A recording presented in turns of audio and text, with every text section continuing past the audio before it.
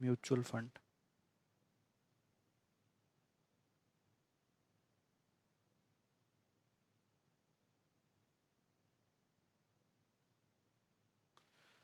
Mutual fund में जाने से पहले कोई इन्वेस्ट करते हो? यस। क्या हुआ है? बढ़िया। मैंने तो किया सर। नहीं किया? मैंने भी किया है। किया है, ओके। किए हो तो थोड़ा सा किस में किया है? अच्छा, okay, S I P. SBI blue chip में किया था सर। ओके, तो तुम लोगों को लगभग पता होगा म्यूचुअल फंड होता क्या है, ठीक है? Yes sir. फिर भी जिनको नहीं पता, स्टार्ट करते हैं। म्यूचुअल फंड,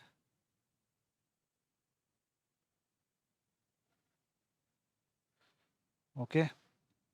मान लो ये मैं हूँ, मुझे कुछ भी नहीं पता, इन्वेस्ट कैसे करना है, क्या करना है, कुछ भी नहीं पता, ओके। सिर्फ मेरे पास क्या पड़ा है, मेरे बैंक अकाउंट में पैसे पड़े हैं, डॉलर नहीं रुपए, ठीक है। मेरे बैंक अकाउंट में पैसे पड़े हुए हैं 1 लाख, ओके। मुझे नहीं पता कैसे इन्वेस्ट करना है, क्या इन्वेस्ट करना है, मुझे कुछ भी नहीं पता, ओके। तो अगर मैं 1 लाख जाके लगा दूं कहीं पे, इक्विटी डेट किसी पे भी लगा दूं, डेट का तो ठीक है, मुझे नहीं पता है कहाँ पे लगाना है, इक्विटी है, क्या डेट है, मुझे कुछ नहीं पता, ओके। तो उस केस में मैं इन्वेस्ट नहीं कर सकता? ये प्रॉब्लम को सॉल्व करने के लिए आया mutual fund. Mutual fund basically करता क्या है, ये बेसिकली ट्रस्ट, म्यूचुअल फंड्स एक ट्रस्ट टाइप के होते हैं, जो बेसिकली करते क्या है कि ऐसे मेरे पास जैसे 1 लाख है, ऐसे बहुत सारे लोगों के पास कुछ कुछ पैसा है, ठीक है, जो इन्वेस्ट करना चाहते हैं। कि म्यूचुअल फंड करता क्या है कि इन सब से पैसा लेता है, ठीक है। इनके पास बहुत सारे फंड मैनेजर्स बैठे हुए होते हैं, ठीक है, कुर्सी लगा के बहुत सारे फंड मैनेजर्स बैठे हैं, जिनके पास दुनिया भर का नॉलेज है, ठीक है। थोड़ा एनालिटिकल पावर भी है कि they know how market will function, या फिर जिनको पता है कि बेसिकली मार्केट कैसे रिएक्ट करेगा, और जिनको पता है कि कहाँ पे लगाना है, कहाँ नहीं लगाना है, ओके। तो ये बेसिकली करते क्या है, ये उनको इनको पैसा देते हैं, ये इन इन्वेस्टर्स के बिहाफ में, ये सब इन्वेस्टर्स हुए, ठीक है। ये इन्वेस्टर्स के बिहाफ में ये म्यूचुअल फंड्स कंपनियां क्या करती हैं, स्टॉक्स में, बॉन्ड्स में, मनी मार्केट, बहुत जगह पे ऐसे इन्वेस्ट करते हैं, ठीक है। बहुत जगह पे ऐसे इन्वेस्ट कर सकते हैं, गोल्ड में, ओके। बहुत सारे एसेट्स पे इन्वेस्ट कर सकते हैं। तो क्या पैसा है, सपोज मान लो कि सबसे 1 लाख 1 लाख कितना, 7 लोग हैं, ठीक है, सबसे 1 1 लाख कलेक्ट किए, तो क्या पूरा 7 लाख एक स्टॉक पे लगा देंगे? नहीं, ये 7 लाख ये लोग डाइवर्सिफाई करेंगे, मतलब कुछ पैसा स्टॉक में लगाया, मान लो 3 लाख स्टॉक पे लगाया, ठीक है, और 2 लाख लगाया इधर बॉन्ड्स में, और बाकी 2 लाख लगाया मनी मार्केट्स में, ओके। सो इसको बोलते हैं डाइवर्सिफाई करना, कि सारे अंडों को एक बास्केट में नहीं रखा, डिवाइड करके रखा, यहाँ पे 3 लाख, यहाँ पे 2 लाख, यहाँ पे 2 लाख रखा, डाइवर्सिफाई हुआ। तो अगर स्टॉक डूबा तो हो सकता है बॉन्ड ऊपर जाए, ठीक है, हो सकता है मनी मार्केट ऊपर जाए, या फिर गोल्ड में इन्वेस्ट किया है, तो गोल्ड जनरली क्या होता है कि पूरा मार्केट जब गिरता है तो लोग गोल्ड में भागते हैं, गोल्ड में इन्वेस्ट करते हैं, तो गोल्ड के प्राइसेस जनरली बढ़ते हैं, ठीक है। तो जब मार्केट गिरा तो मतलब गोल्ड का प्राइसेस बढ़ सकता है, तो उनका एक डाइवर्सिफाई हो गया, मतलब पूरा पोर्टफोलियो नहीं डूबेगा, क्योंकि बहुत सारे स्टॉक्स में लगा, बहुत सारे असेट्स में लगाया गया है, एक असेट में नहीं लगाया है, ओके। उसको बोलते हैं म्यूचुअल फंड। बेसिकली लोगों का पैसा लेना और बहुत सारे एसेट्स में इसको इन्वेस्ट करना, फिर लोगों को कितना रिटर्न, जितना यहाँ से रिटर्न मिले लोगों को रिटर्न डिस्ट्रीब्यूट करना। तो क्या ये फ्री में करेगी म्यूचुअल फंड? नहीं, उसके लिए ये चार्जेस लेते हैं, ठीक है। जो हम आगे पढ़ेंगे क्या चार्जेस लेते हैं, ये कुछ चार्जेस लेते हैं, उनके खर्चे उठाते हैं, फिर बेसिकली खर्चा रिकवर करने के बाद इनको कुछ डिस्ट्रीब्यूट करते हैं, ओके। बेसिक में डाउट है किसी को?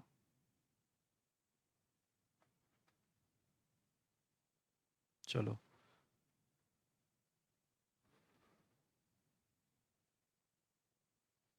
बेसिकली म्यूचुअल फंड्स, एक लाइन लिख देता हूँ,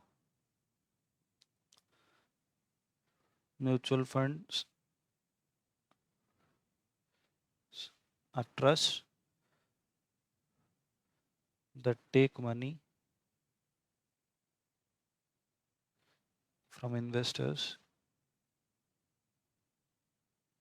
and invest them and research sorry and invest them in various assets, stocks हो गया, बॉन्ड्स, फिर मनी मार्केट्स, गोल्ड, ठीक है, कमोडिटी ऐसे में, ठीक है, इन्वेस्ट करते हैं बेस्ड ऑन अप्रोप्रिएट रिसर्च, ठीक है, प्रॉपर रिसर्च करके लगाते हैं पैसा, फिर इसके रिटर्न में and then distribute the returns to the investors. Investors को यहाँ पे बुलाया जाता है यूनिट होल्डर्स, ठीक है। अच्छा, फिर अभी नेक्स्ट एक कॉन्सेप्ट पढ़ते हैं, एंट्री लोड और एग्जिट लोड। पता है क्या है एंट्री लोड एग्जिट लोड? जो इन्वेस्ट करते हो पता है क्या होता है? Yes, yes sir. क्या है? एंट्री सर मतलब जो है चार्जेस लेती है कुछ परसेंटेज, मतलब जो है ना, मतलब जो यूनिट रेट है उसके ऊपर एज ए कमीशन समझते हैं। और कमीशन, ठीक है, मार्जिन एग्जिट। जैसे रहता है, हाँ, ठीक है। सो एग्जिट पहले तो एंट्री भी लोड पढ़ वही लेते है। हैं, पहले एंट्री लोड पढ़ते हैं। Entry load basically, entry load को इनिशियल एक्सपेंसेस भी बोला जाता है, ठीक है। तो ये बेसिकली एंट्री लोड कब होता है? जब कुछ खरीदने जाओगे, ठीक है। बेसिकली एंट्री लोड होता क्या है कि जब कुछ खरीदने जा रहे हो, तो ठीक है, मान लो कि तुम्हें 100 रुपये में खरीदना है, तो कुछ मार्जिन चार्ज करती है म्यूचुअल फंड, ठीक है। मान लो 1% का चार्ज है, ठीक है। तो 100 रुपये पे 1 रुपया, तो आपका प्राइस कितना हो जाएगा? 101, ठीक है। सिमिलरली एग्जिट लोड पे क्या होगा? 100 रुपये पे अगर तुम बेचने जा रहे हो, ओके, तो यहाँ से माइनस होगा, तो तुम्हें मिलेगा कितना? 99, ठीक है। थोड़ा कॉन्सेप्ट फॉरेक्स का लिंक कर सकते हो, मार्जिन यहाँ पे ऐड लेस करते थे, ओके। ये परचेज प्राइस, ये तुम्हारा ऐड एंट्री लोड, ठीक है। यहाँ पे सेलिंग प्राइस, सेलिंग इसको NAV बोलते हैं, प्राइस में लिख रहा हूँ अभी के लिए, प्राइस लिख रहा हूँ, ठीक है। प्राइस लेस एग्जिट लोड, ठीक है। फिर तुम्हारा यहाँ पे नेट इनफ्लो, यहाँ पे net outflow, okay. Basically exit load को डिडक्ट किया जाता है, डिडक्ट करके आपको पैसा मिलता है, एंट्री लोड को ऐड करके कैलकुलेट किया जाता है अल्टीमेट प्राइस कितना रहा, ओके। अब अगर मुझे बता सकते हो कि एक सिंपल सा एक एग्जांपल दे रहा हूँ, मान लो कि मुझे अभी स्टॉक्स है, ठीक है। अच्छा, ये तो खर्चे हो गए जो कि एंट्री लोड एग्जिट लोड जब खरीदोगे या बेचोगे तो तब उस टाइम पे लगेगा, ठीक है। बाकी कुछ कुछ एक्सपेंसेस, कुछ कुछ चार्जेस एनुअल भी रह सकते हैं, कुछ कुछ एनुअल चार्जेस, ठीक है, रह सकते हैं। तो चार्जेस क्या क्या हो सकते हैं? Basically mutual fund charges, entry load और इनिशियल एक्सपेंसेस, एग्जिट लोड हो सकता है, या फिर एनुअल चार्जेस भी हो सकते हैं, fund management charges. Fund management charges basically. और तो सर वो भी स्विचिंग चार्जेस। हम्म तो बेसिकली ये सब मिला के मैं बोल रहा हूँ, इसके बहुत सारे ऐसे चार्जेस होते हैं, मिला के ऐसे एनुअल चार्जेस बोल रहा हूँ, ठीक है। तो ये एनुअल चार्जेस कभी, मतलब ये क्या वन टाइम होगा? नहीं, एनुअल होगा, हर साल होगा, ठीक है। तो बेसिकली ये एनुअल चार्जेस म्यूचुअल फंड्स क्यों लेती हैं? अपना खर्चा चलाने के लिए, ठीक है, एनजीओ थोड़ी है क्योंकि नॉन प्रॉफिट चलेगा नहीं, प्रॉफिट के लिए इसको रिकवर करने के लिए ये बेसिकली एनुअल चार्जेस रिकवर करते हैं कस्टमर से। ओके, चलो 1 2 3। ओके, अब सिंपल थोड़ा सा खुद का दिमाग लगाना, क्वेश्चन पूछ रहा हूँ आंसर करना। मान लो कि मुझे अभी स्टॉक में मैं इन्वेस्ट करूँ, अगर स्टॉक में डायरेक्ट इन्वेस्ट करूँ, ठीक है, स्टॉक में direct invest in stock, direct invest करूँ तो मुझे 10% का रिटर्न मिल रहा है। ठीक है, रिटर्न मुझे 10% मिल रहा है। तो मैं कैसे डिसाइड कर सकता हूँ कि मैं मुझे स्टॉक में इन्वेस्ट करना चाहिए, मुझे एटलीस्ट म्यूचुअल फंड वाला कितना रिटर्न, म्यूचुअल फंड वाला कितना रिटर्न मुझे ऑफर करना चाहिए, कितना रिटर्न आपको मिलेगा, तभी जाके मैं 10% पे इन्वेस्ट करूँगा। सपोज मान लो कि म्यूचुअल फंड में एंट्री लोड है, ठीक है, एंट्री लोड मान लो, एग्जिट लोड है ही नहीं, एंट्री लोड है मान लो 2% का, ठीक है, एंड एनुअल एक्सपेंस है 1% का, ठीक है, ये रिटर्न यहाँ पे 10% पर एनम मिलता था। ओके, तो मुझे बता सकते हो कि कितना मुझे यहाँ पे रिटर्न मिलना चाहिए मिनिमम कि मैं यहाँ पे जाऊँगा स्टॉक में इन्वेस्ट करूँ या फिर म्यूचुअल फंड में इन्वेस्ट करूँ तो इक्वल रहेगा। मिनिमम कितना रिटर्न मुझे म्यूचुअल फंड में मिलना चाहिए? 13। 13 श्योर हो? अगर 13 मिला, देखो 13 से ज्यादा होगा सर, हम्म, 13 से ज्यादा देखो होगा। 13 लेके देखते हैं। ठीक है, तो मान लो कि 100 रुपये का इन्वेस्टमेंट है तो आपको यहाँ पे 10 रुपया मिलता था। ठीक है, तो यहाँ पे 13 रुपया मिला। ओके, तो 13 रुपये का 2% कटेगा, समझ में आ रहा है? 13 रुपये का 2% -2.6। ठीक है, और फिर उसके ऊपर एनुअल चार्जेस लग जाएगा कितना, 1% का। ठीक है, सो ये 2.6 कटेगा और 1% भी कटेगा, ये 1% पर एनम कटेगा। ठीक है, तो इसके हिसाब से कितना हो गया मेरा, 3.6 अगर माइनस करूंगा तो कितना आ रहा है, 9.4%। तो क्या ये इक्वल हो पाया? नहीं। ओके, तो आइडियली होना क्या चाहिए, ये जो 2.6 है ये वन टाइम है, entry load this is one time, this is per annum, correct?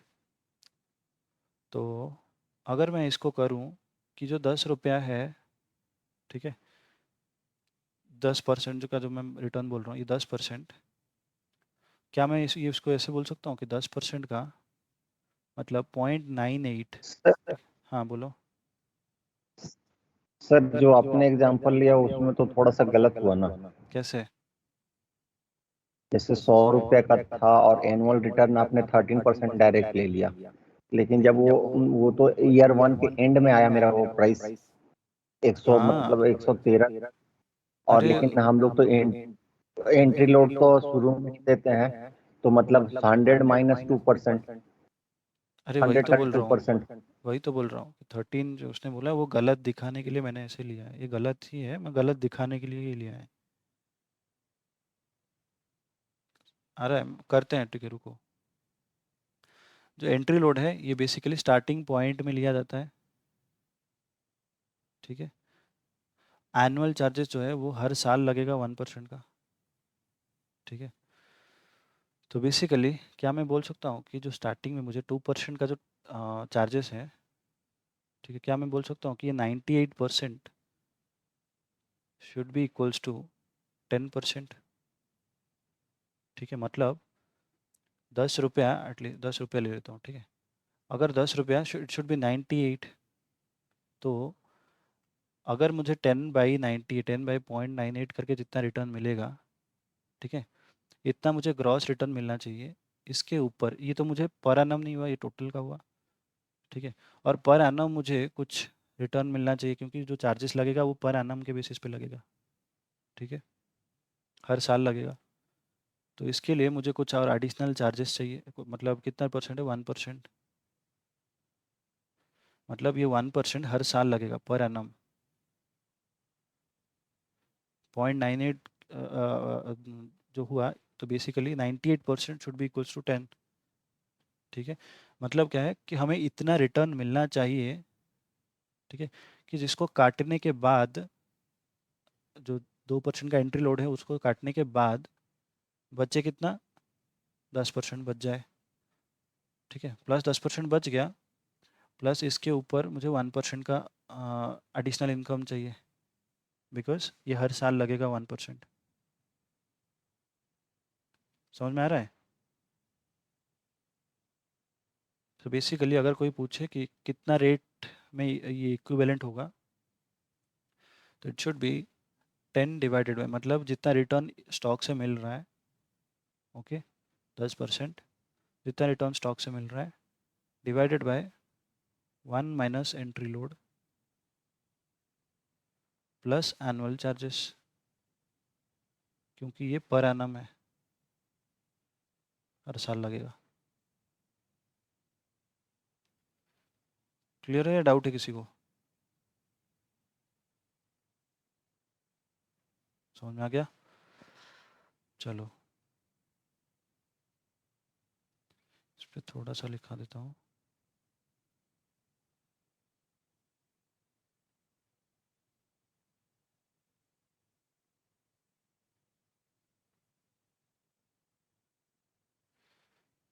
If we are getting 10% from equity, if we invest in mutual fund,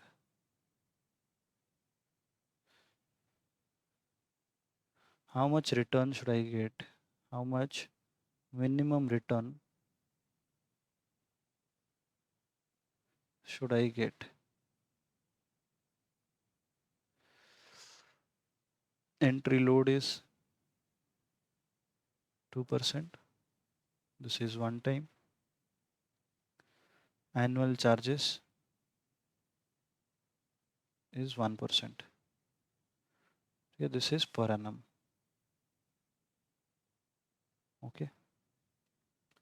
So इसमें क्या होगा कि इसका फॉर्मूला है, कि फॉर्मूला याद रखने की अगेन ज़रूरत नहीं है, लॉजिकली समझो कि जितना चार्जेस लग रहा है 10% का, सॉरी रिटर्न जितना एक्सपेक्टेड रिटर्न है 10%, okay, return from alternative asset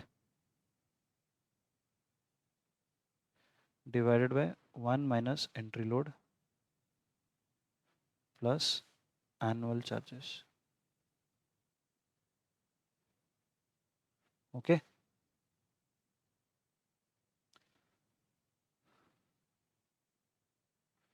because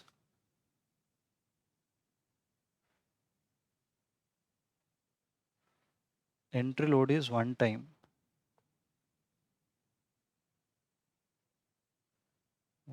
charge, so the gross return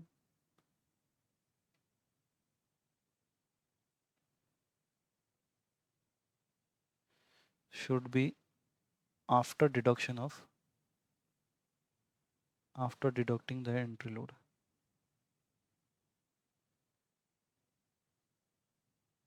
okay, एक क्वेश्चन करते हैं।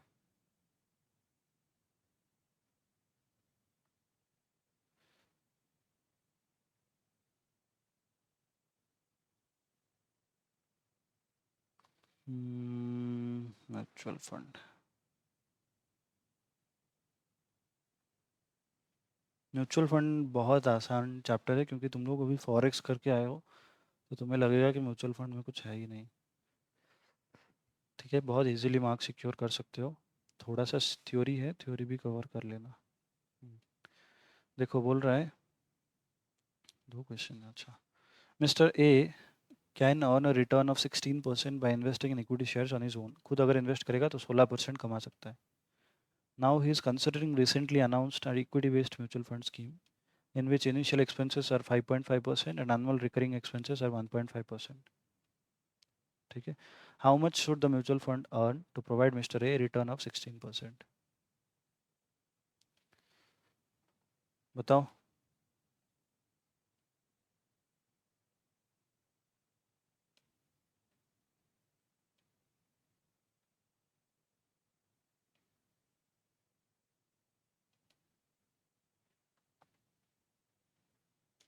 बताओ मिनिमम कितना होना चाहिए?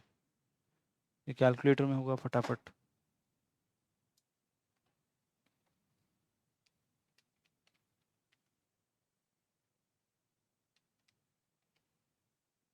नहीं हुआ क्या? किसी का समझ में नहीं आया?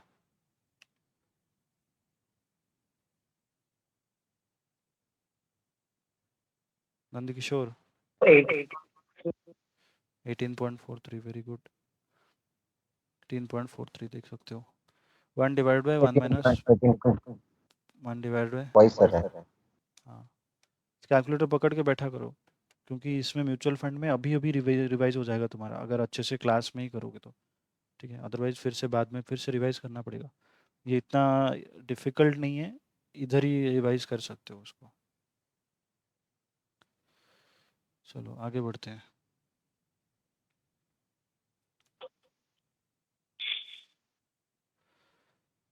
कैलकुलेशन अब यहाँ पे एनएवी पढ़ते हैं, ठीक है, net asset value. NAV, NAV क्या है पता है?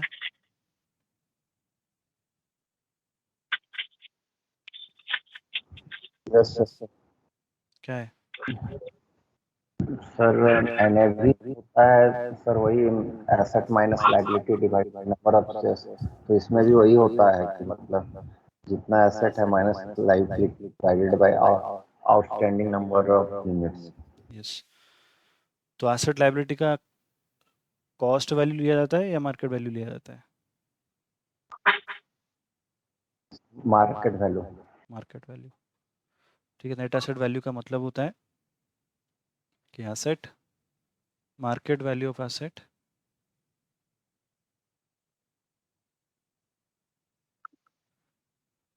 Less market value of liabilities. Market value का मतलब होता है यहाँ पे रियलाइजेबल वैल्यू, ठीक है, कितना हम रियलाइज कर सकते हैं इससे। ओके,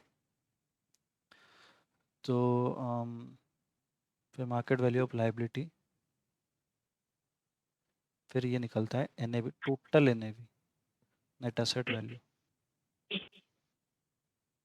ओके, अच्छा, टोटल एनएवी इतना हुआ। अगर total number of units mutual fund के, total number of units mutual fund में है 10 lakhs, ठीक है, तो एनएवी क्या निकलेगा? एनएवी पर यूनिट क्या निकलेगा? XXX जितना आया डिवाइडेड बाय 10 lakhs। ठीक है, सो अब तो मैंने x6 कर दिया, और क्या उसमें रहा? 100 करोड़ मान लो, नहीं, 1 करोड़। ठीक है, ये मान लो 90 lakhs का लाइबिलिटी बना। ठीक है, तो रहा कितना? 10 लाख। 10 लाख ही हो रहा है, चलो ठीक है, 10 लाख कर लेते हैं। 10 लाख का 1 रुपया हुआ।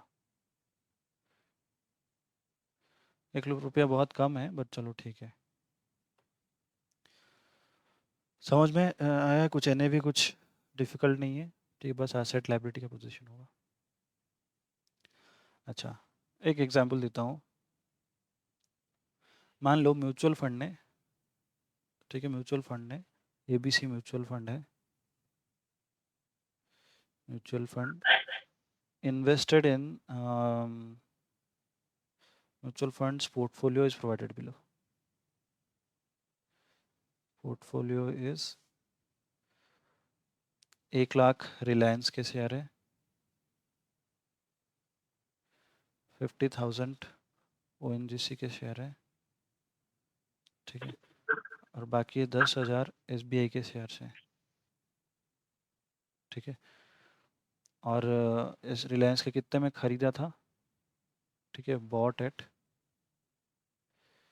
1500, ओएनजीसी को खरीदा था 150 पे, और एसबीआई का मान लो खरीदा था 700 पे। ठीक है, प्राइस नाउ, अभी का प्राइस है,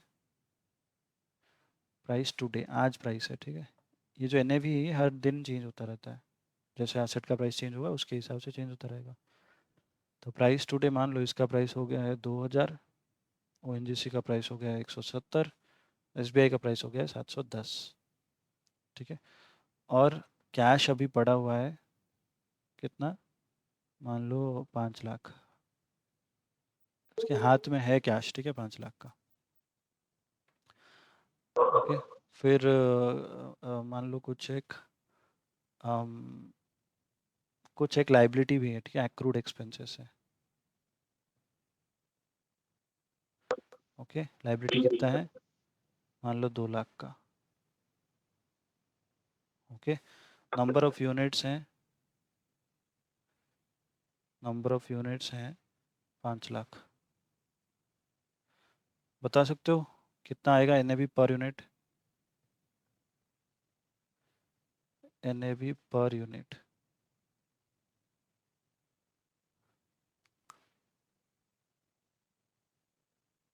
सारे कैलकुलेट करो। ये भी दिया है कितने में खरीदा था, आज का प्राइस इतना है, कैश इतना है, एक्रूड एक्सपेंसेस इतना है, नंबर ऑफ यूनिट्स इतना है। सिंपल सी क्वेश्चन है, इधर ही प्रैक्टिस करो, हो जाएगा, बाकी रिवाइज करने की भी ज़रूरत नहीं पड़ेगी।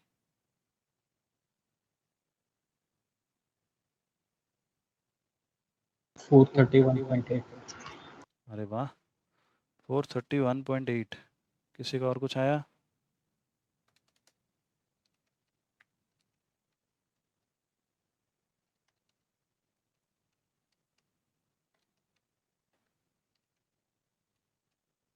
क्या यार, तुम लोग इतना टाइम क्यों लग रहा है इसमें?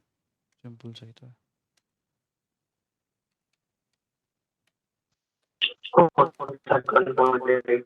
431.8 करेक्ट, ठीक है। So basically realisable value as market price of asset, okay, इसका मार्केट प्राइस मतलब ये रेट जाएगा, ठीक है। Answer is 431.8, okay. चल लिख लेते हैं, कर लेते हैं। रियलाइजेबल वैल्यू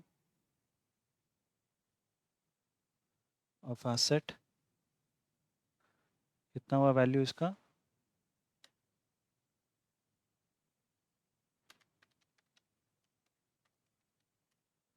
होता 2158,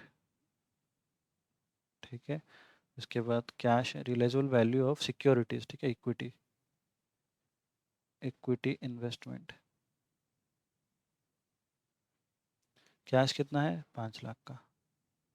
फिर लाइबिलिटी कितना है, less accrued expenses,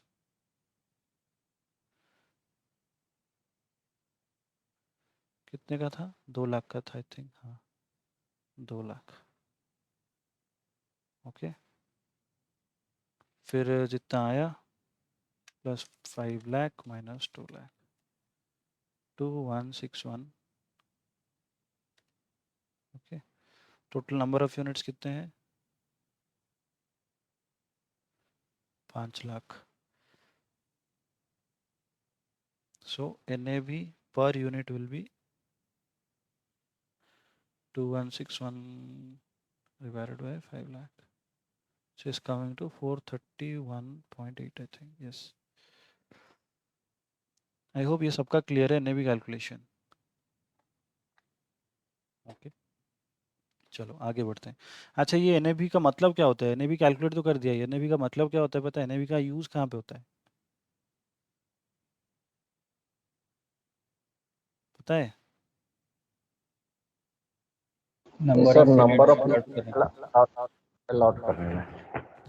bye cell जो करते हैं, जैसे इक्विटी का जैसे प्राइस रहता है ना, इक्विटी का क्या रहता है, शेयर का एक प्राइस रहता है जिसपे खरीदना बेचना होता है। वैसे म्यूचुअल फंड के केस में क्या होता है, NAV में खरीदना बेचना होता है, ठीक है।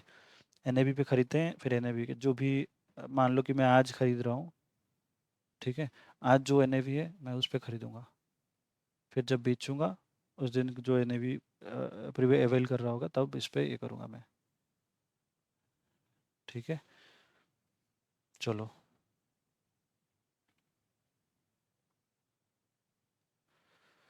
फिर आगे चलते हैं कि रिटर्न्स फ्रॉम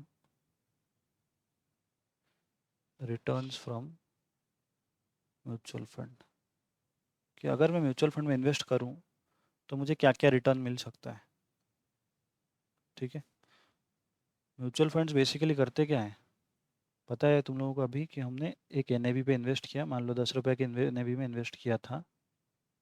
ठीक है, हमने इन्वेस्ट कर दिया 10 रुपये वाले एनएवी में। फिर इन म्यूचुअल फंड ने क्या किया, इसको लेके मैंने सपोज जितना 1 लाख इन्वेस्ट किया था, म्यूचुअल फंड ने मेरे से 1 लाख लिया, किसी और से कितना कितना कुछ कुछ कुछ पैसा लेके फिर इसको जाके स्टॉक्स में इन्वेस्ट करे। ठीक है, स्टॉक्स में किया, डेब्ट में किया, कहीं भी किया। ठीक है, स्टॉक में अगर इन्वेस्ट किया है तो ये स्टॉक में बेसिकली हो क्या सकता है, स्टॉक वाले डिविडेंड दे सकते हैं, करेक्ट।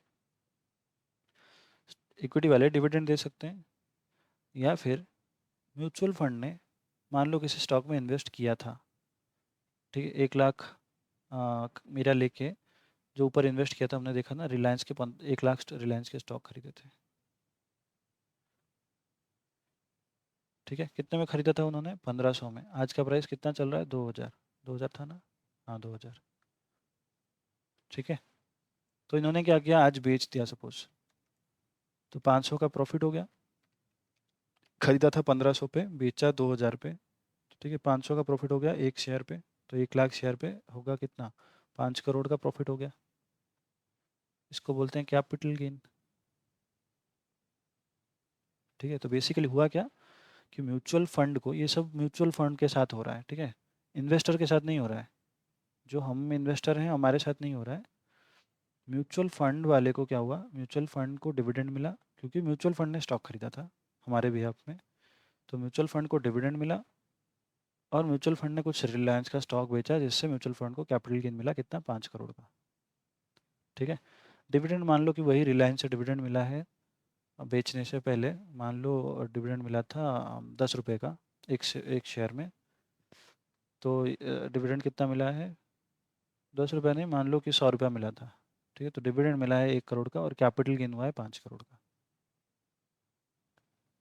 ठीक है, ₹100 पर स्टॉक। तो म्यूचुअल फंड को यहाँ पे कितना मिला है, टोटल 6 करोड़ का गेन मिला है। ठीक है, तो ये जो पैसा लगाया, किसका पैसा लगाया हुआ है, हमारा पैसा लगाया हुआ है। ठीक है, मैंने 1 लाख दिया था, वैसे बहुत सारे लोगों ने बहुत सारे पैसे दिया, वो पैसा देके लेके म्यूचुअल फंड ने पैसा लगाया किस पे, स्टॉक्स पे। अब उससे अगर कुछ रिटर्न मिल रहा है 6 करोड़, क्या म्यूचुअल फंड ये 6 करोड़ अपने पास रख सकता है, नहीं। म्यूचुअल फंड को ये पैसा डिस्ट्रीब्यूट करना पड़ेगा। जो 6 करोड़ मिला, 1 करोड़ और 5 करोड़, म्यूचुअल फंड किसको डिस्ट्रीब्यूट करेगा, फिर से ये यूनिट होल्डर को पैसा दे देगा। ठीक है,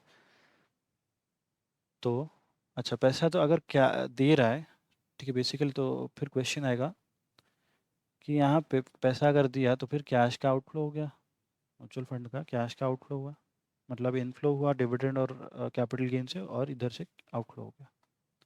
ठीक है, बाद में आएंगे इस वाले टॉपिक पे। अभी के लिए for now understand that mutual fund basically पहला चीज़ क्या डिस्ट्रीब्यूट किया, डिविडेंड डिस्ट्रीब्यूट करेगा, जितना आया स्टॉक से। ठीक है, उतना डिस्ट्रीब्यूट करेगा। ओके, मान लो कि मैंने 10 वाला जब खरीदा था तो एनएवी था 10। ठीक है, 1 लाख लगाया था, तो मेरे यूनिट्स कितने थे, 10,000 यूनिट्स थे मेरे पास।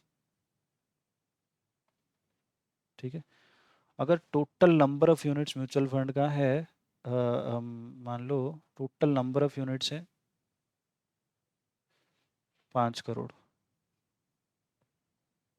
ठीक है, तो पर यूनिट का म्यूचुअल फंड का इनकम कितना हुआ है, ये जो डिविडेंड और कैपिटल गेन का कितना हुआ है पर यूनिट का, 6/5, 1.2। ठीक है, 1.2 पर यूनिट के हिसाब से। ठीक है, तो म्यूचुअल फंड को ये 1.2 पर यूनिट के हिसाब से डिस्ट्रीब्यूट करना पड़ेगा। तो मैंने अगर मेरे पास था कितना, अगर 10,000 था, ठीक है, तो मुझे कितना मिलेगा, डिविडेंड कुछ मिलेगा और कैपिटल गेन कुछ मिलेगा। ओके, दोनों का मिला के मुझे मिलेगा कितना, 1.2 पर यूनिट के हिसाब से 10,000 यूनिट्स इंटू 1.2, 12,000 रुपये मिलेंगे। समझ में आ रहा है? 10,000 यूनिट का हमने लगाया था, हमने खरीदा था। म्यूचुअल फंड पहला चीज़ करेगी, दो चीज़ें डिस्ट्रीब्यूट करेगी, डिविडेंड और कैपिटल गेन। ठीक है, ये डिविडेंड और कैपिटल गेन डिस्ट्रीब्यूट करने के बाद बेसिकली जितना आया वो अपने पास नहीं रख सकती, वो पूरा डिस्ट्रीब्यूट करेगी। ठीक है, जितना आया पर यूनिट के हिसाब से डिस्ट्रीब्यूट कर देगी। यहाँ तक डाउट है किसी को?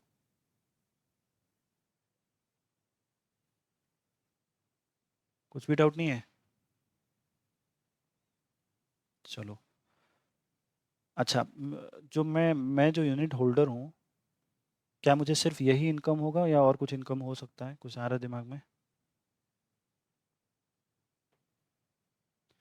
मैं जो यूनिट होल्डर हूँ, क्या मुझे ये सिर्फ डिविडेंड और कैपिटल गेन का इनकम होगा या और कुछ इनकम हो सकता है? कुछ सोचो। डेट में रहेगा तो इंटरेस्ट। वो तो रहेगा, सपोज मान लो कि सिर्फ इक्विटी का है, बट मैंने 10 रुपये वाला एनएवी में लगाया था, जब म्यूचुअल फंड में लगाया था तो 10 रुपया था। फिर लगाने के बाद मुझे ये डिविडेंड डिस्ट्रीब्यूशन इतना हुआ म्यूचुअल फंड से, कैपिटल गेन भी इतना डिस्ट्रीब्यूशन हुआ। इन दोनों के अलावा कुछ और हो सकता है कि हम रिटर्न मेरा एंड में, मैं जब पूरा म्यूचुअल फंड में लगाया हूँ तो मुझे एंड में कुछ और रिटर्न मिल सकता है क्या? सर बोनस वगैरह अगर कुछ दिएगी तो वो भी आएगा।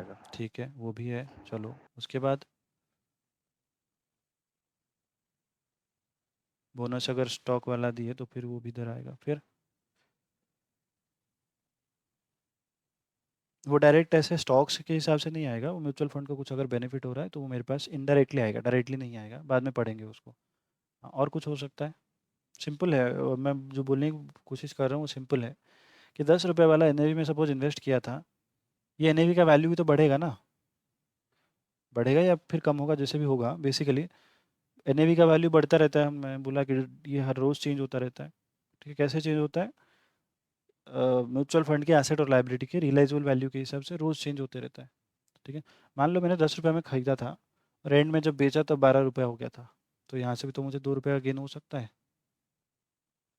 करेक्ट, 10 रुपये का जिसको एक्चुअल कैपिटल गेन में बोलूँगा।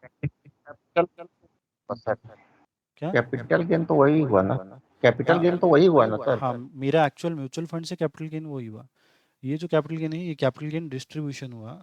बेसिकली जो म्यूचुअल फंड ने मुझे डिस्ट्रीब्यूट किया है, म्यूचुअल फंड को रिलायंस का स्टॉक बेच के जो फ़ायदा हुआ, वो म्यूचुअल फंड ने मुझे डिस्ट्रीब्यूट किया है।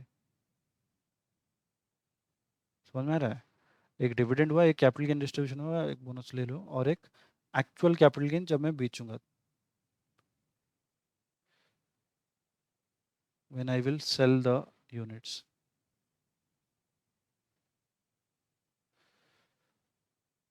ठीक है, कैपिटल ये कैपिटल गेन अलग है, ये कैपिटल गेन अलग है। ये कैपिटल गेन क्या है?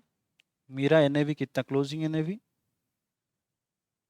ठीक है, minus the NAV eight which I bought, purchasing NAV. ठीक है, ये कैपिटल गेन डिस्ट्रीब्यूशन क्या है? ये पर यूनिट के हिसाब से मुझे म्यूचुअल फंड डिस्ट्रीब्यूट करेगी, बिकॉज म्यूचुअल फंड ने कुछ शेयर बेचा भी अपने अंदर, जो अपने पास था शेयर, कुछ बेचा, उससे म्यूचुअल फंड को कुछ फ़ायदा हुआ। ठीक है, अब तुम्हारे दिमाग में खेल रहा होगा, ठीक है, अगर खेल रहा है तो समझ अच्छे से समझ में आ रहा है तुमको। क्या खेल रहा होगा कि क्या ये डुप्लीकेशन हो रहा है इसका, कि कैपिटल गेन डिस्ट्रीब्यूशन और ये एक्चुअल कैपिटल गेन जो जो एनएवी का कैलकुलेशन है। ठीक है, पढ़ेंगे इसको। ठीक है, अच्छे से सोचना, इसका डुप्लीकेशन हो रहा है एक्चुअली, तो वो डुप्लीकेशन कहाँ पे हट रहा है, वो थोड़ा सा दिमाग लगाओ खुद का। ठीक है, चलो कुछ डाउट है यहाँ तक?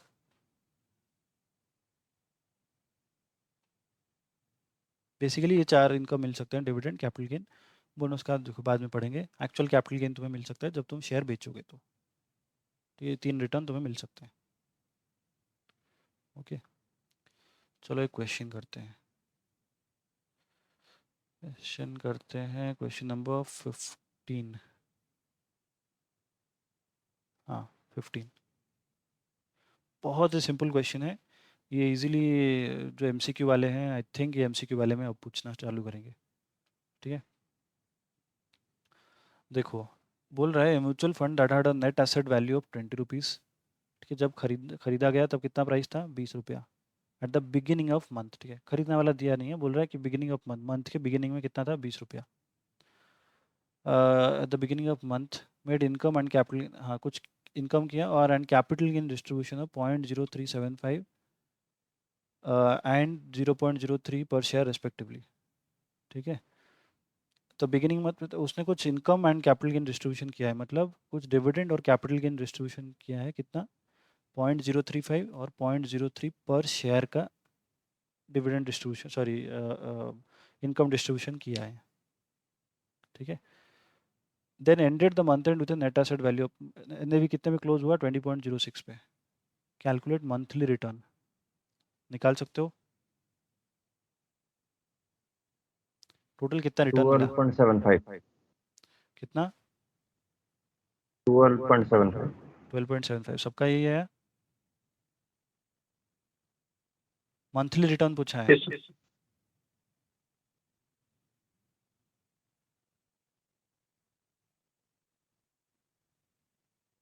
12.75 आया मंथली रिटर्न में।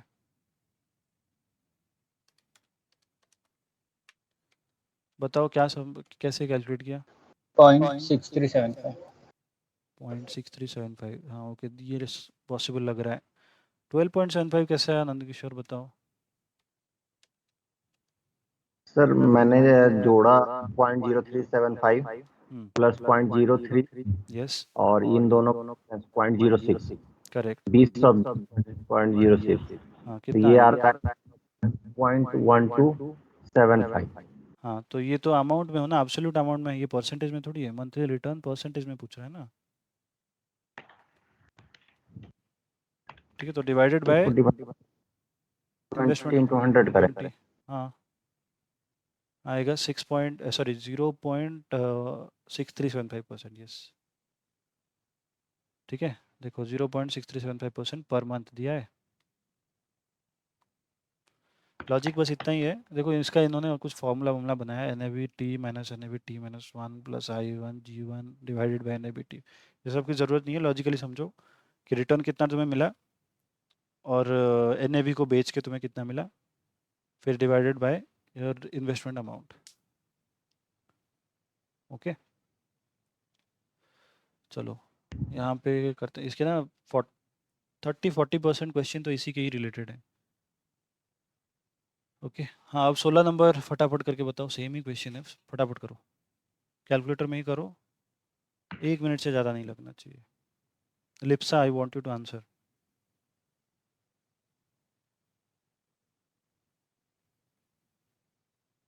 लिप्सा, मोनिका, सिमरन,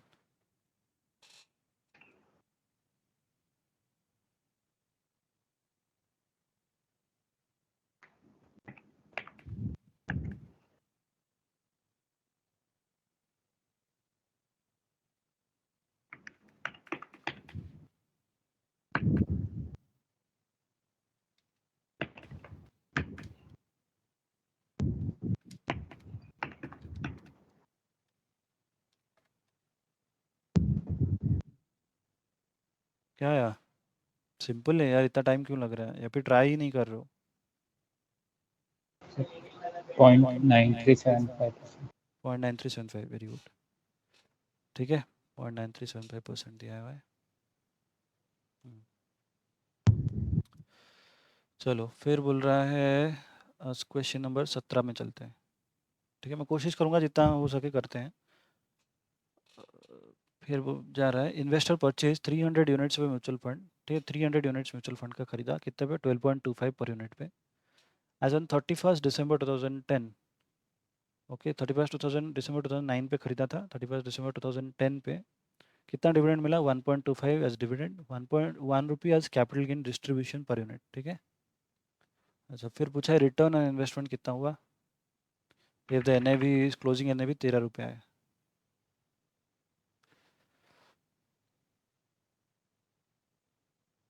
पहले ये निकाल लो फिर चलेंगे आगे।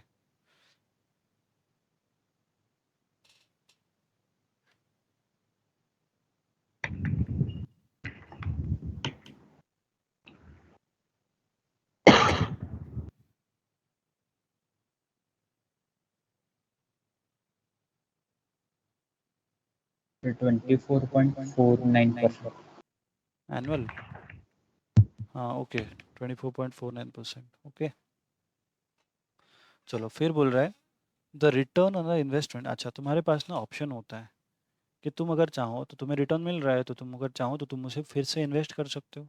जैसे एफडी में भी होता है, एफडी को अगर चाहो कि तुम इंटरेस्ट लेना चाहोगे पीरियडिकली तो ले सकते हो, या फिर से री इन्वेस्ट कर दो, कर सकते हो। तो री इन्वेस्ट कैसे होगा? मान लो कि ये जो हमने पढ़ा ना क्लोजिंग एनएवी, जिस दिन री इन्वेस्ट कर रहे हो उस दिन का जो प्राइस है उस दिन पे री इन्वेस्ट होगा, उस दिन का जो एनएवी है उस दिन पे री इन्वेस्ट करोगे। ठीक है, मतलब क्या है री इन्वेस्टमेंट? री investment of dividend and capital gain distributed. ठीक है, unless the reinvestment price is mentioned,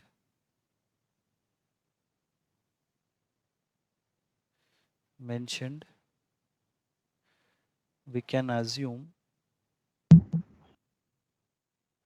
that the dividend and capital gain got reinvested at the closing NAV। जो NAV चल रहा है अभी उस पर रीइन्वेस्ट हुआ प्रिज्यूम करेंगे। ठीक है, हमारे पास बेसिकली ऑप्शन है कि पैसा ले लो या फिर रीइन्वेस्ट कर लो।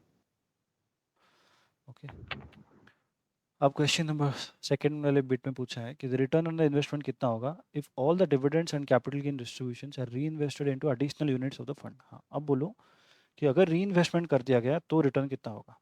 खुद का दिमाग लगा के बताओ, रीइन्वेस्टमेंट किया गया तो रिटर्न कितना होना चाहिए?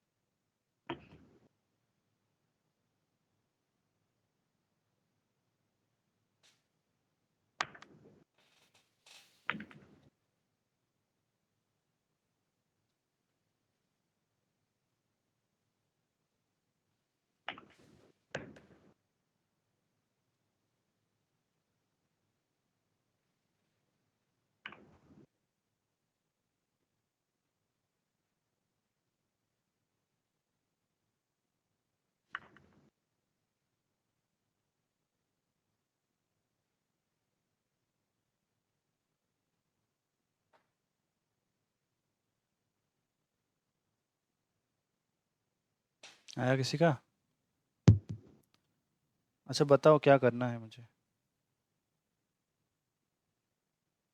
इसमें तो मतलब जैसे हमारा 300 यूनिट है, तो डिविडेंड पर यूनिट हमारा जो है मिल रहा है 1 रुपया 25 पैसा। तो 300 इंटू 1 रुपया 25 पैसा करेंगे, इतना पैसा हो जाएगा हमारे पास। और 1 रुपया इंटू 300 मीन्स हमारे पास टोटल जो आया इतना ही पैसा का अप्रिसिएशन हो रहा है, जिसको डिवाइडेड बाई 12.54 से डिवाइड कर देंगे तो हमारा निकल जाएगा कि हमारे पास कितना नंबर ऑफ यूनिट्स बढ़ेंगे। वेरी गुड, फिर फिर उसके बाद सर क्लोजिंग एनएवी हमारा जो है वो 13 रुपीज है। ठीक है, तो 13 रुपीज क्लोजिंग हो जाएगा और ओपनिंग है मेरा 12.25 और इंटू 354 डिवाइडेड बाई, अब आगे समझ में नहीं आ रहा सर। क्योंकि तुम ऐसे ही कर लिए, इसको डिटेल में नहीं किए। बेसिकली 25.2% है। 25.2%, वेरी गुड। सो इसमें हुआ क्या? आई थिंक उतना ही है ना, 25.22। हाँ, बेसिकली देखो जब री इन्वेस्टमेंट हो जाता है तुम्हें जितना मिला, हमें यहाँ पे कितना मिला?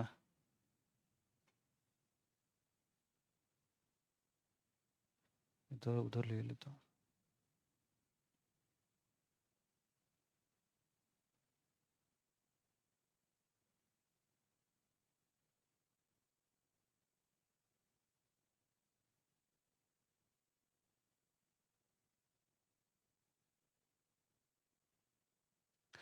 बोल रहा है कि इतना री इन्वेस्टमेंट हो गया 1.25 और 1 का री इन्वेस्टमेंट हो गया। ठीक है, तो हमें टोटल मिला कितना है? ठीक है, डिविडेंड डिविडेंड मिला है टोटल 300 इंटू 1.25 कितना हुआ? 375। 375. फिर कैपिटल गेन मिला है ना, 1 रुपये का। 300 इंटू 1, 300, 675 मिला है। ठीक है, री इन्वेस्टेड एट कितने पे? 12.5 पे। ओके, तो 12.5 पे अगर री इन्वेस्टमेंट हो रहा है तो इसका मतलब क्या हम प्रिज्यूम करें कि बीच में कहीं पे क्या यहाँ पे क्या लग रहा है? कौन से डेट पे खरीदा गया, कुछ दिया गया है? 12.5 का कौन से डेट पे खरीदा गया, कुछ दिया है? नहीं, बीच में कहीं पे लिया था। ठीक है, 12.5 पे। तो number of units, number of additional units कितना होगा? 675 डिवाइडेड बाय 12.5 कितना हुआ? 54। 54। 54. ठीक है, तो टोटल हमने स्टार्टिंग में लगाया था कितना? 12.25 पर यूनिट के हिसाब से 300 का लगाया था। ओके, सो नेट रिटर्न कितना मिलेगा हमें? Net return will be 354 into closing price कितना है? 13 है, दिया नहीं है कुछ तो। ठीक, क्लोजिंग और कहीं पे दिया नहीं है तो 13 ही ले रहे हैं। 354 इंटू 13 माइनस 300 इंटू जितना लगाए थे, कितना लगाए थे? 300 इंटू 12.25। ठीक है, अच्छा, और इसके बाद क्या मैं डिविडेंड और कैपिटल गेन फिर से ऐड करूंगा? नहीं. नहीं, नो बिकॉज सर। बिकॉज यहाँ पे उसके जगह में यूनिट्स ऐड हो गए हैं। Divided by 300 into 12.25। ओके, कितना आ रहा था? 25.22%, राइट?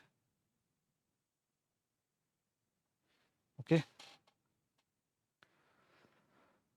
आई होप ये क्लियर है।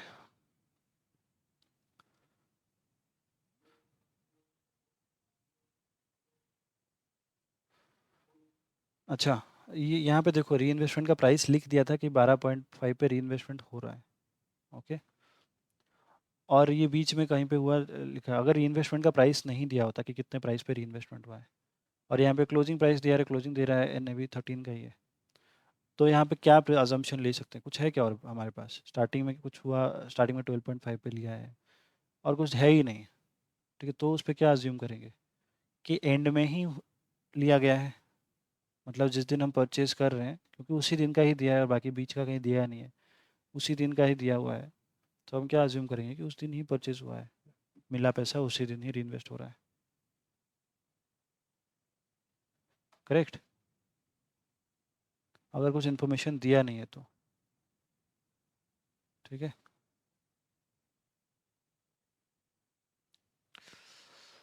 ये थोड़ा ऐसा वर्ड थोड़ा सा, if the reinvestment price is not mentioned.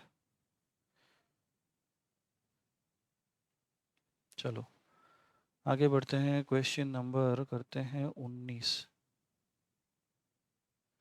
18वीं almost similar, same he question था आई थिंक। हाँ, री इन्वेस्टेड 8.75 पे, सेम ही क्वेश्चन है एग्जैक्टली। ठीक है, तो इसको प्रैक्टिस करना घर पे 18 नंबर। फिर 19 पे चलते हैं। 19 का दिया, the following information is extracted from steady mutual fund scheme. Asset value at the beginning of the month कितना था? 65.78। एनुअलाइज रिटर्न दिया हुआ है 15% का। Distributions made in the nature of income and capital gain, मतलब डिविडेंड दिया हुआ है 0.50, capital gain 0.32। Calculate the month end NAV। Month end NAV कितना हुआ होना चाहिए? Limit your numbers to 2 decimals. Provide a brief comment on the month end NAV। बता सकते हो? रिटर्न दे दिया है, क्लोजिंग NAV पूछा है। ठीक है, बिगिनिंग NAV दे दिया है, एनुअलाइज रिटर्न दे दिया है, फिर ये इनकम दे दिया है, क्लोजिंग NAV पूछा है। कर सकते हो?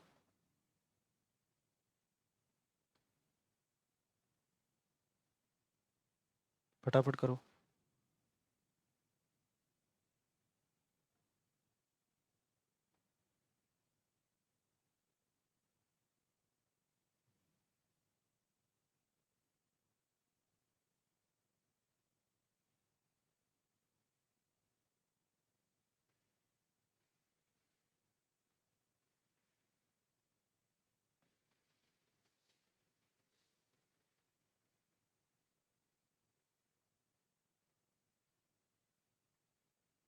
Monika 65.78, very good. किसी और का कुछ आया? 65.78 ही आ रहा है, बिगिनिंग में भी था उतना।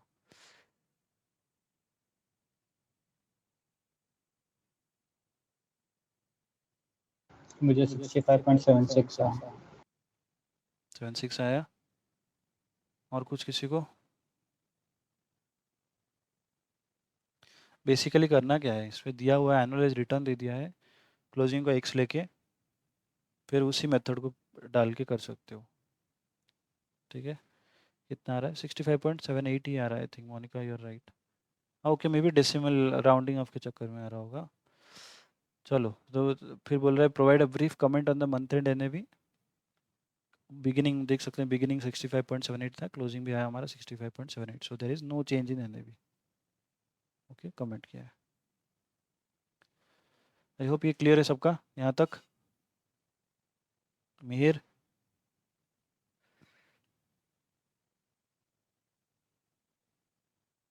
मिस्टर मिहिर कुमार। सर बोलो बोलो। इसको हम एनुअल था तो इसको हमेशा मंथली में कन्वर्ट करके ही करेंगे क्या?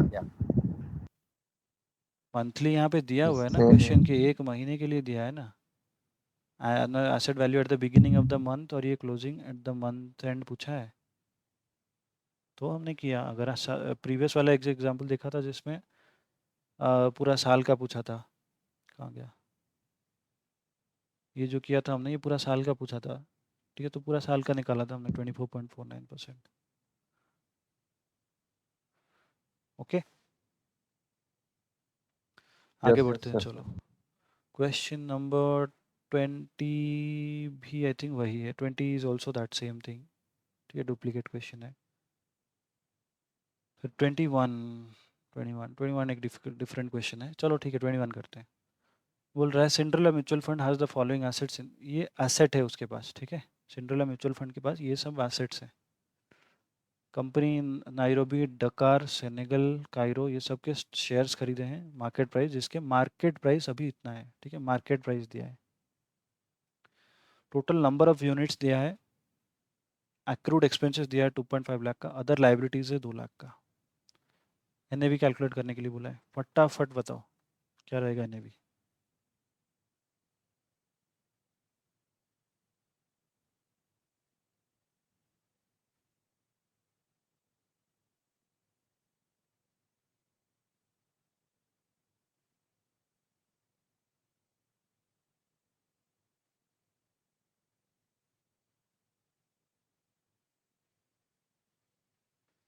फोर्टी 41.57।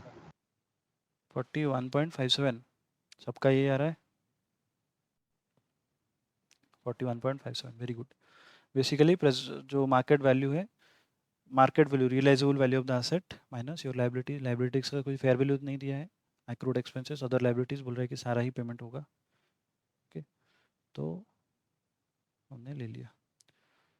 चलो फिर आया है question number 22 is also the same. नहीं, क्वेश्चन नंबर 22 में थोड़ा सा अलग है। चलो क्वेश्चन नंबर 22 करते हैं।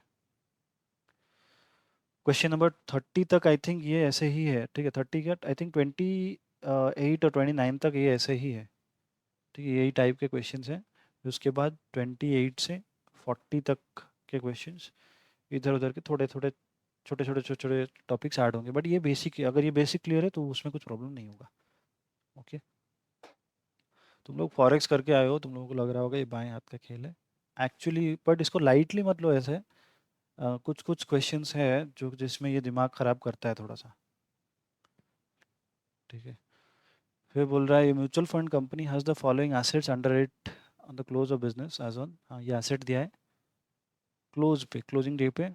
ठीक है, नंबर ऑफ शेयर इतना दिया हुआ है। 1 फरवरी को इतना मार्केट प्राइस था, 2 फरवरी को इतना मार्केट प्राइस था। ठीक है, टोटल नंबर ऑफ यूनिट्स दिया हुआ है 6 लाख का। फिर बोल रहा है calculate the net asset value NAV of the fund as on 1 February. पहले तो एनएवी कैलकुलेट कर लो। एनएवी कितना आ रहा है 1 फरवरी का? 78.84। 78.84, बढ़िया। फिर बोल रहा है following information is given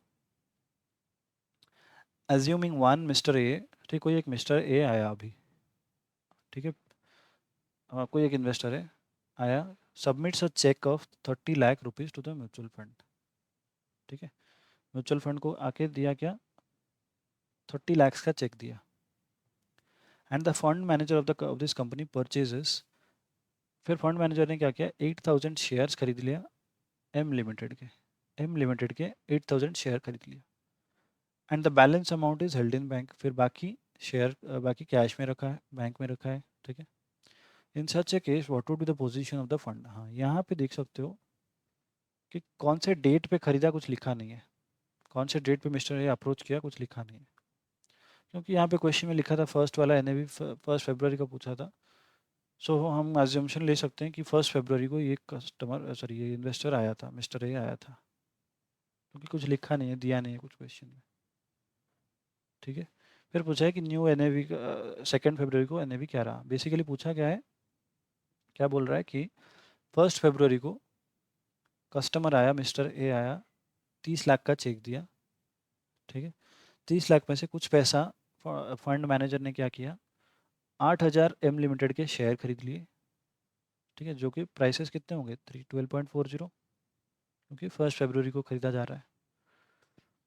and the balance amount is held in bank, कुछ पैसा इसको खरीदने में लगा दिया, 8000 शेयर खरीद लिए और कुछ पैसा कैश में रख लिया। अब बताओ क्या पोजीशन होगा फंड का।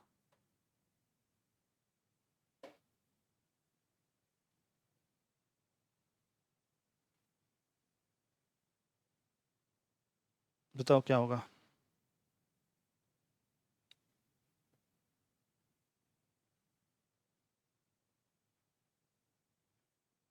सर तो 1 तारीख का जो एनएवी आएगा उसी को हम लोग मानेंगे कि उसी प्राइस पे जो है यूनिट इशू अलॉट किया होंगे। गया, यस। और क्या कहते हैं, जो मेरा 1 तारीख का प्राइस था, उसी उसी प्राइस पे जो है मानेंगे कि एम का शेयर जो है परचेज कर लिया गया। Yes, yes. और जो सर रेस्ट अमाउंट बच जा रहा है, मतलब 8,000 शेयर खरीदने में जो प्राइस लगेगा, तो उसको उसके बाद हम लोग 30 लाख से घटा देंगे, जो हमारा कैश रह जाएगा उसको हम लोग कैश कैश में ऐड कर लेंगे। तो करेक्ट। हमारा टोटल टोटल जो है एसेट वैल्यू निकल जाएगा। और उसके बाद डिवाइडेड बाय जो है number of unit, 6 lakh plus जितना इसको नया अलॉट करेंगे, दोनों करेक्ट। को ऐड करने के बाद डिवाइड कर देंगे, जो हमारा प्राइस आएगा वो हमारा जो है वो एनएवी होगा। बहुत बढ़िया, फटाफट करके बताओ अभी। ये चीज़ें ना बोल तो ये समझ गए हो, तो अगर समझे हो तो गलती तो नहीं होती है, जनरली इस पे कैलकुलेशन मिस्टेक्स होते हैं। ठीक है, तो इसको करके बताओ, जो जब भी रिवाइज करना है ना, बस ऐसे देख के मत जाना, रिवाइज कर लेना, मतलब एक्चुअल में कैलकुलेट करना, कैलकुलेटर पकड़ के बैठो, फटाफट इसको कैलकुलेटर में निकाल के बताओ। अच्छा, टोटल एसेट वैल्यू कितना है वो तो बता दो।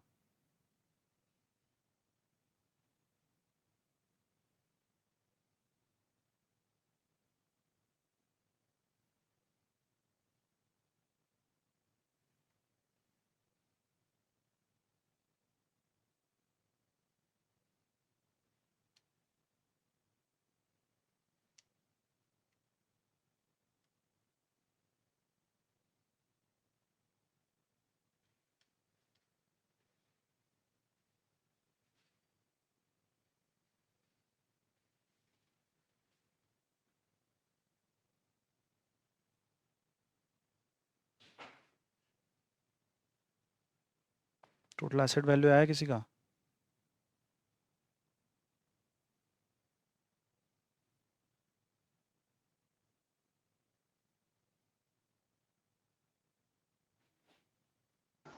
5 crore 3 lakh 2,000। 5 crore 3 lakh 2,000, ये सबका यही आया है। मोनिका ने भी बता दिया, यार आज फॉर्म में है पूरा मोनिका।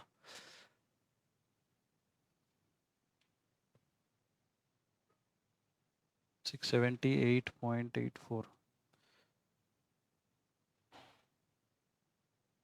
किसी का और कुछ आ रहा है।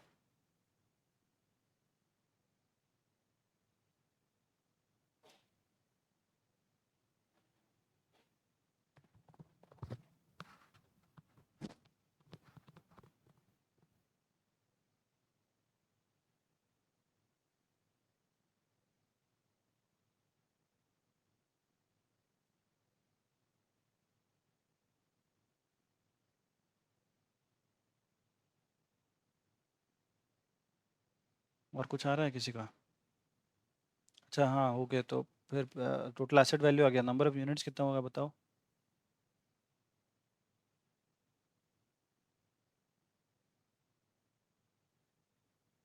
6,38,053. 6,38,053 ओके। तो कैलकुलेट करके कितना आ रहा है?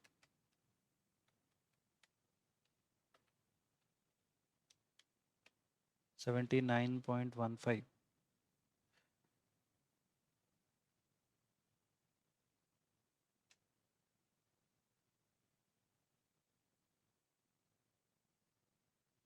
कहीं पे कैलकुलेशन गलत मिस्टेक हुआ है क्या?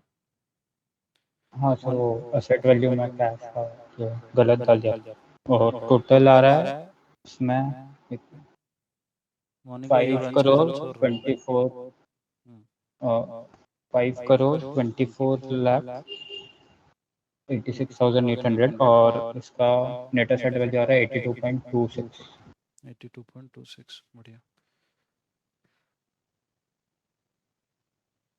चलो समझ में आया लॉजिकली क्या हो रहा है यहाँ पे? I hope. Lipsa, Simran, logically समझ में आ रहा है ना क्या हो रहा है? क्यों कर रहे हैं ये सब, पता है ना?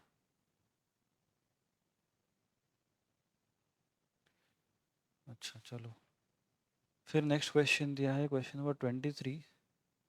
सेम ही क्वेश्चन है, number of share market price का। और ये थोड़ा सा हाँ 4 PM कितना प्राइस हुआ लिखा है, शेयर का प्राइस दे के मार्केट प्राइस दे के कितना होगा देखा है। सेम ही क्वेश्चन है, ठीक है। एग्जैक्ट सेम क्वेश्चन है। चलो आगे बढ़ते हैं। Question number 24। अच्छा 24 question I want all of you to try on your own. पूरा ट्राई करना है। ये इसमें बेसिकली जो डेट का कैलकुलेशन है ना, कितना कितने दिन के लिए, देख सकते हो कि इन्वेस्टमेंट का डेट है 1 दिसंबर 2009 को इन्वेस्टमेंट हुआ, ठीक है। हम कैलकुलेट कब कर रहे हैं? 31 मार्च को कैलकुलेट कर रहे हैं, ओके। तो इसके हिसाब से डेज का कितना होना चाहिए? दिसंबर का 31 का दिन, 31 पूरा, ठीक है। फिर जनवरी 31, ओके। फिर 2010 का है, राइट। सो इस पे 28 फरवरी। फिर मार्च आएगा 31, 121 डेज, ठीक है। इन्होंने कितना दिन लिया है? 121 लिया है। ये डेज कैलकुलेशन जनरली यहाँ पे गड़बड़ करते हैं बच्चे, ठीक है। जिसका मंथ बिगिनिंग से स्टार्ट हो रहा है तो देख सकते हो कि 31 यहाँ पे क्या कुछ कुछ क्वेश्चंस में ICAI ने भी खुद गलती किया है, ठीक है।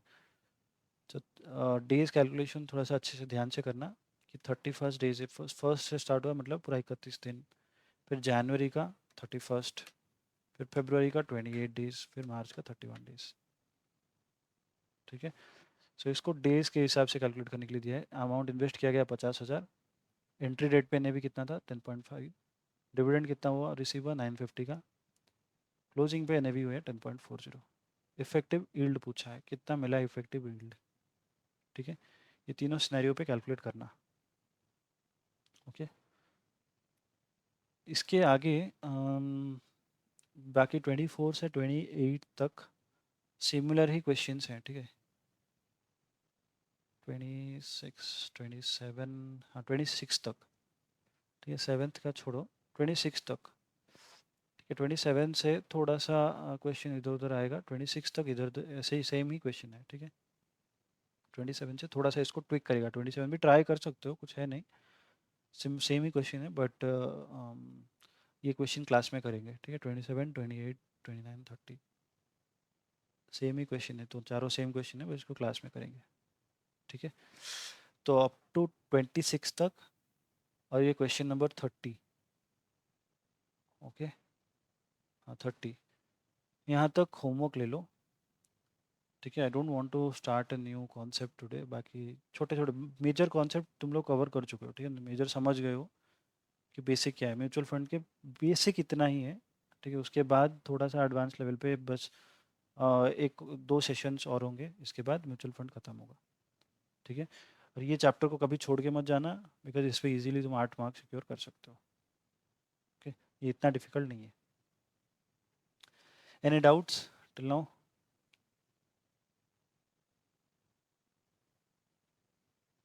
नहीं है, चलो ओके, क्लास यहाँ पे क्लोज करते हैं। होमवर्क थोड़ा सा प्रैक्टिस करना है इस पे, फिर एक गुड हैंड स्पीड ले आना, फिर इसके बाद आगे प्रोसीड करेंगे, ठीक है? बट ये तो क्लास में पीडीएफ को ग्रुप पर डाल देना। सॉरी पीडीएफ को डाल दूँगा ग्रुप में, हाँ चलो ठीक है। Yes, yes. पीडीएफ मतलब ये प्रैक्टिस मैनुअल वाली, ये बुक का पीडीएफ? Yes, sir, yes. अच्छा चलो ठीक है। कुछ डाउट होगा तो मुझे मैसेज करना, ओके? चलो, let's close the session. Thank you, bye bye. Thank you sir. Bye.